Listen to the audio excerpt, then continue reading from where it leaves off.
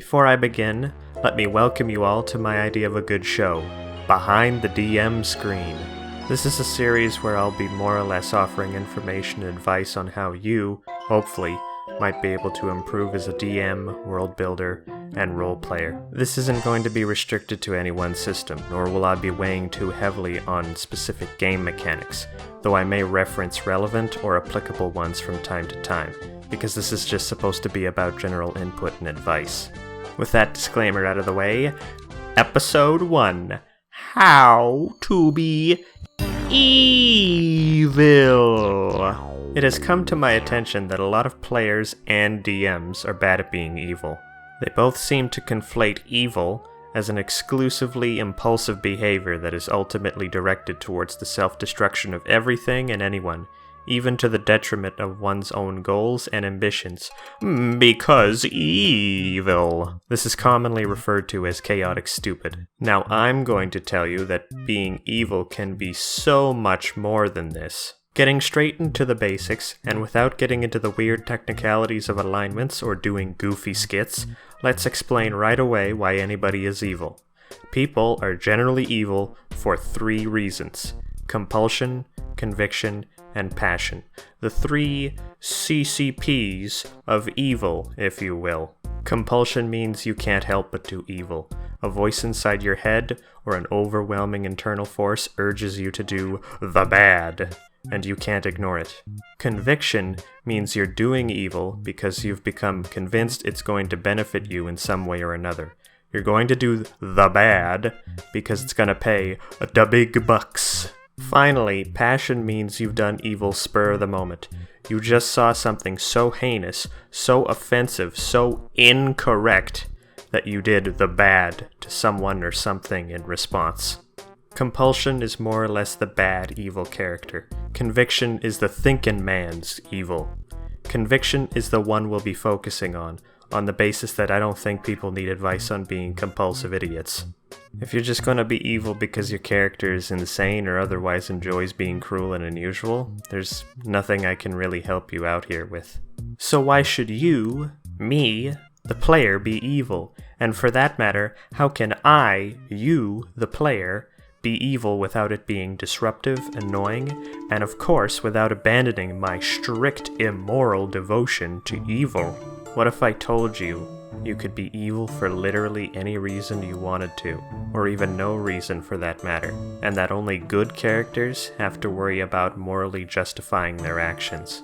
What if I told you that being evil can be as simple as not doing good when it's inconvenient for your character, or that it can be as easy as saying no to the right person at the wrong time? Evil is interesting because, as the Bible teaches us, it's the prerogative of free will, independence, and self-interest. Evil is extremely diverse and makes for flexible characters, because an evil character is capable of playing fourth-dimensional chess. They can pick and choose when they're moral and when they're not. They can lie, they can cheat, they can steal, and they can do whatever the heck they want or need to do in order to further their goals, good or bad. And that last one is a big one, because evil characters can still do good things. You don't automatically stop being an evil person because you did a good thing. Evil characters can benefit from good acts. Good characters can often be rigid in comparison because a good character willingly allowing an evil act is questionable at the best of times, always hypocritical, and at the worst of times heinous and reprehensible. A quick hypothetical as an example. If a good character sees an innocent peasant's house burning down, the least they have to do is call for help. They can't simply do nothing about it. Meanwhile, an evil character can more or less do whatever they want. They can make the situation worse, use it as an opportunity to extort or even kill the homeowner, or do nothing at all. This is where things get super subjective, so humor me for a moment. But good characters unironically must constantly answer to some form of moral objectivity, or scrutiny for that matter, whereas an evil character only has to answer to themselves and no one else. And that's the moral of this story I'm trying to push. Your character should be evil, nay, can be evil, because they're only interested in themselves and what's important to themselves. They're motivated by their powerful personal convictions, their personal beliefs, values, and goals, regardless of what other people think of them. Now, let me tell you a common misconception about being evil. Come over here. This is important. You don't have to be a butthole to be evil. You can still be charming. You can still be nice. You can even still have friends, loved ones. You can want and value things. And you can still save the world and have it all while being evil, because it's yours. We're getting into applied evil-nomics here, but if you're evil, you're allowed to have nice things, you know. You're allowed to care about things. You don't have to eat every baby. You can just, you can just eat the babies you don't know. As an evil character, there is nothing stopping you from being a fully functional, racist, discriminatory, tribal mindseted, hypocritical dingus who's exceptionally good to those you care about and exceptionally cruel to those you couldn't give two flips about. Orc babies simply aren't a moral dilemma to you, because orcs don't deserve to live in the first place.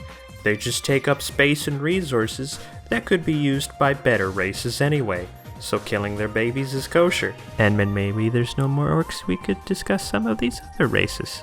The other interesting thing about being evil is that you can make really strong emotional appeals. Love and personal happiness often have to take a back seat to things like responsibility, duty, and self-sacrifice. But if you're evil, you don't really have to care about any of that, or you can in selective doses. Again, evil characters are allowed to be hypocrites. Spaghetti, this all just sounds like neutral evil. Harumph, I say. Hump, hup, hup, hup, hup, hup. First off, how dare you bring alignments into my house? Second off, I hate alignments, and think they're only useful for paranormal creatures, and that you should never strong-arm players into a rigid alignment system. And finally, third off, let me try and explain it through the lens of alignments for people with square brains. Lawful evil characters use law as a vessel to satisfy their motives. The moment law doesn't directly serve their wants and needs, they'll subvert it and manipulate it to suit their purposes, as opposed to abandoning it completely. Lawful people seek change within a system, and are capable of cooperating with a wide variety of different people, so long as they share a common goal. This is called coalition building. If there's any argument between these people, it's how to arrive to that end goal. Neutral evil characters are more or less what I've been pushing in this discussion. Convenience is king, morally flexible, any hole's a goal, and money doesn't stink. Chaotic evil characters are the big one though, but in my eyes, I want to say the only thing that chaos adds to this discussion is an obsessive-compulsive attitude towards personal freedom.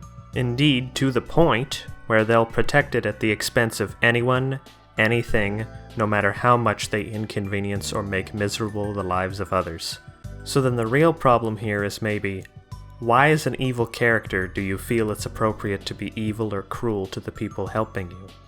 This is the big thing. If you're a lawful evil, shouldn't you be giving cutbacks or abusing loopholes to benefit your friends and punish your enemies? If you're chaotic evil, shouldn't you be burning down the whole world to keep you and your loved ones warm?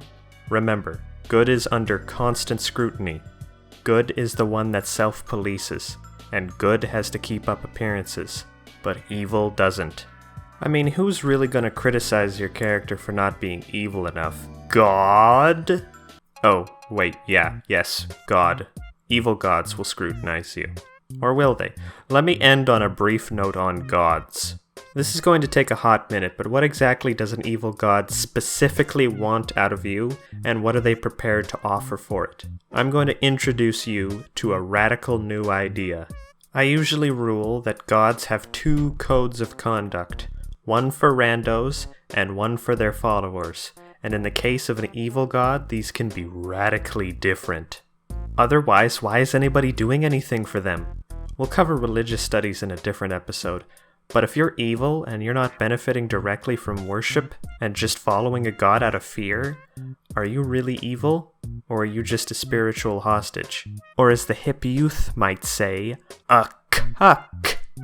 I've always really liked the idea that an evil god is usually pretty cool with anyone on board with their specific brand of evil, and in turn is more than happy to provide excellent healthcare, pension, child daycare, you name it, you've earned it, bad boy. Even if that just amounts to, you get to be the rad monster in the 4 versus 1 match that is now your life. All at the gross expense of heathen suffering, of course, but that's just the price of business.